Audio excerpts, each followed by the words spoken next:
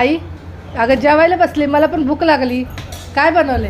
जेवायला भरपूर बनवलंय, पण आता संपत आलेलं आहे सगळं. गवारीची शेंग, हां पारुशा दोडक्याची भाजी, हां वरण, हां ही पिठी डाळ. यात मला ना चटणी घालून खायला आवडते. हां या मिरच्या पण तळल्यात वरण भाताकडून हां खायला. हां आणि यात मग काय बघू ती मला मटकीची उसळ, असं आमचं जेवण असतं.